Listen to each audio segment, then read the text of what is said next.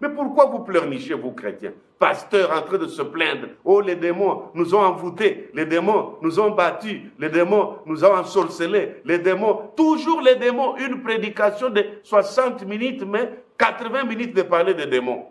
Mais 20 minutes seulement de parler de la puissance de Dieu. Où est l'impérium, cher pasteur? Qu'est-ce que tu enseignes aux enfants? Qui d'entre nous n'a pas de sorciers dans sa famille?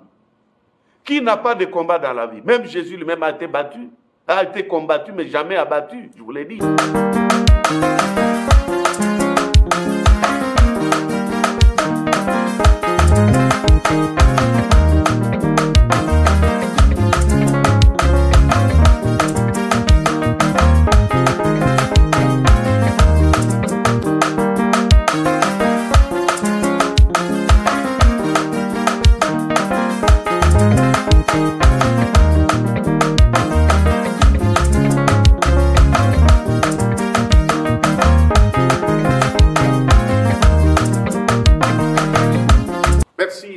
Bonsoir, très chers compatriotes, très chers frères et sœurs, chers serviteurs, servantes de Dieu, chers tous.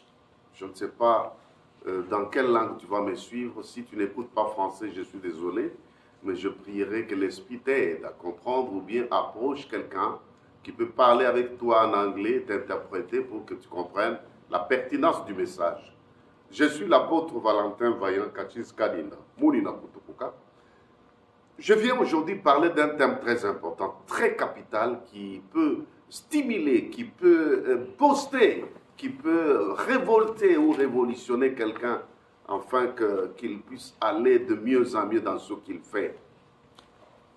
Je prie d'abord, Seigneur, bénis ce moment, que ta grâce nous accompagne, qu'il nous parle le Saint-Esprit, afin que nous comprenions tel que Dieu voulait aujourd'hui, au nom de Jésus. Amen. Je voulais dire ceci, très cher bien-aimé, que mon thème aujourd'hui est intitulé l'impérium du chrétien. L'impérium, c'est l'effectivité du pouvoir pour les hommes politiques. Ils en parlent dans ce sens-là.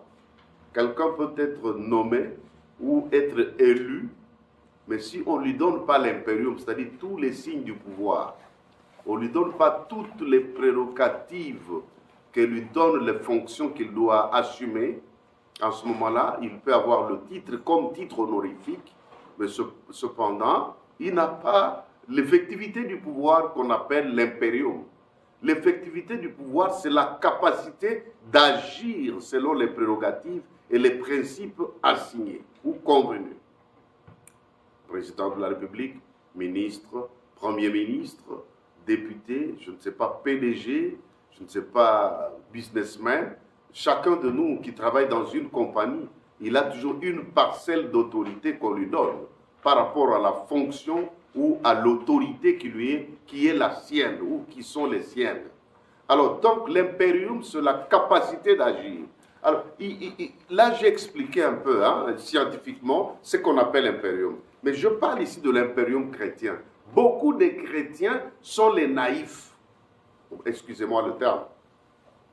Beaucoup de chrétiens, frères et sœurs, ils sont des naïfs parce qu'ils ont l'impérium, mais ils ne se connaissent pas. C'est comme Gédéon dans Juge chapitre 6. Dans Juge chapitre 6, Gédéon était en train de pleurnicher, de se plaindre. Or, les plaintifs ne réussissent jamais dans la vie. Et moi là, nous là, on est en train de nous battre par tous les pays voisins. Nous sommes malheureux. Dieu nous a abandonnés. Dieu a fait ceci. Dieu a fait cela. Or, Dieu n'est pas là-bas. Mais quand Dieu regarde Gédéon, il lui dit, Gédéon, tu as déjà l'impérium en toi là. Ma soeur, je ne connais pas ton nom. Mon frère, je ne connais pas ton nom. Mais tu as déjà l'impérium. Tu as déjà l'impérium. Tu as déjà l'impérium. Je l'ai répété 3 fois. L'impérium, c'est le don que tu as là. C'est l'impérium. Ça peut t'amener loin. Ça peut te donner la notoriété.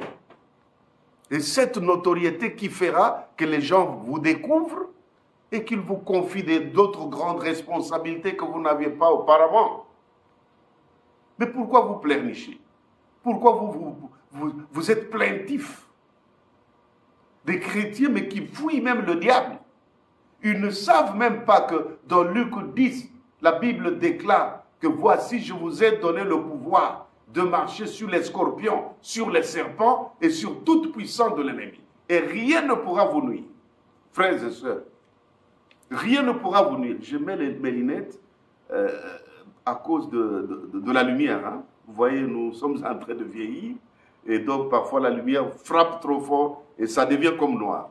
C'est pourquoi, pour l'empêcher, nous portons. Mais la lumière est importante parce qu'elle nous permet de parler, elle nous permet que l'image soit propre. Parce que la télévision, c'est l'image, une bonne image.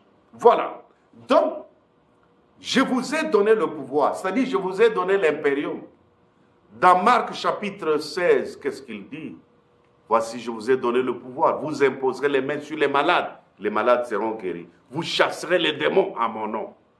Allez-y. Vous avez déjà mon mandat. Ce que vous lierez sur la terre sera lié au ciel. Mon Dieu. Mais pourquoi vous pleurnichez, vous chrétiens? Pasteur en train de se plaindre. Oh, les démons nous ont envoûtés. Les démons nous ont battus. Les démons nous ont ensorcelés. Les démons, toujours les démons. Une prédication de 60 minutes, mais 80 minutes de parler des démons. Mais 20 minutes seulement de parler de la puissance de Dieu. Où est l'impérium, cher pasteur? Qu'est-ce que tu enseignes aux enfants? Qui d'entre nous n'a pas de sorciers dans sa famille? Qui n'a pas de combat dans la vie? Même Jésus lui-même a été battu, a été combattu, mais jamais abattu, je voulais dire. Mais qu'est-ce qu'il dit? Si moi, le bois vert, on me fait comme ça, mais que fera-t-on de vous, les bois secs? C'est-à-dire, si le monde m'avait aimé, il vous aimera. Mais comme le monde ne m'avait pas aimé, ils ne vous aimeront pas. Ça, il faut mettre dans la tête chrétienne. Mais ne dis pas, moi, on me combat beaucoup. Dans la famille, tu commences à t'isoler. Tu commences à t'isoler des amis. Non, non, non, non, non, non, non. À moins si l'Esprit te dit de t'éloigner d'une telle personne, tu peux t'éloigner. Mais si tu veux isoler, tu vas isoler tout le monde. Tu vas refuser tout le monde de ta famille. Écoutez, frères et sœurs. Nous avons l'impérium chrétien, la puissance du Saint-Esprit. Vous recevrez le Saint-Esprit. Ils étaient là dans Actes des Apôtres, chapitre 1. Ils étaient pressés quand Jésus a dit, je m'en vais, l'Esprit va venir. Il dit, mais il viendra quand? Parce que nous voulons déjà partir. Il dit, non, non, ne soyez pas pressés. C'est-à-dire, vous avez déjà la chose, la sémence de la parole, mais il vous manque quelque chose, l'impérium. Attendez, quand l'Esprit va arriver, c'est alors que vous irez, parce que là, vous aurez l'impérium. L'impérium des chrétiens, c'est la puissance du Saint-Esprit. Voilà pourquoi il faut être revêtu du Saint-Esprit, être rempli du Saint-Esprit, être couvert par l'Esprit, être poussé par l'Esprit et être conduit par l'Esprit. Si vous avez tous ces éléments-là, vous avez l'impérium. Parce que l'Esprit, rien n'échappe au Saint-Esprit. La Bible dit, même quand l'ennemi viendra comme un fleuve, l'Esprit de Dieu le mettra en fuite devant vous. Ah oui. L'impérium du chrétien, la puissance du Saint-Esprit, la connaissance de la parole, c'est aussi l'impérium. La connaissance de la parole. Tu vois, Jésus a été tenté dans Luc 4, alors qu'il venait de jeûne et prière. Le diable n'a pas peur des jeûnes et prières, mais il a peur de la notoriété qui est en vous. Il a peur de la connaissance de la parole de Dieu qui est en vous. C'est ce qui a fait fuir le diable devant Jésus. C'est pourquoi, après avoir tenté Jésus, le diable se retira de lui. Pourquoi? Parce qu'il avait la notoriété spirituelle, et je parlerai de la notoriété spirituelle après quelques temps. Et puis, il avait aussi la connaissance de la parole. C'est pourquoi le diable disait, il est écrit comme ça. Jésus aussi dit, il est écrit comme ça. Il est écrit comme ça, donc la guerre de la connaissance. Mais toi, il suffit que le diable vienne te montrer un mauvais verset de la Bible, ou bien une mauvaise interprétation, une fausse doctrine, une opinion doctrinale tordue. Directement, tu tombes cadique, emporté à tout vent de doctrine. Nous avons l'impérium. Je vais conclure dans Éphésiens chapitre 1, que tout chrétien lise ça. Je ne suis pas l'apôtre en vain, je suis l'apôtre pour redynamiser votre foi, pour renouveler, régénérer, renouveler votre intelligence. Il dit, je prie mon Dieu, là c'est l'apôtre Paul, Éphésiens chapitre 1, à partir du verset 1 jusqu'au verset 21, je n'ai pas le temps, mais il dit, je prie afin que le Dieu de notre Père, notre Seigneur Jésus vous donne d'être puissamment fortifié afin que vous sachiez quelle est l'importance qui s'attache à son appel, la richesse de la gloire de son héritage qu'il réserve aux saints et quelle est l'infinie grandeur de sa puissance se manifestant avec efficacité par la vertu de sa force.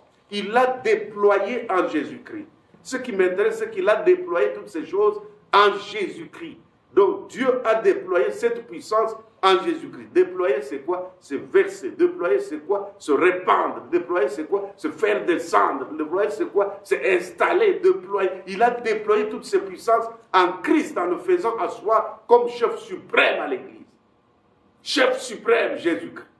C'est-à-dire le tout chrétien qui a Jésus en lui, il est chef suprême.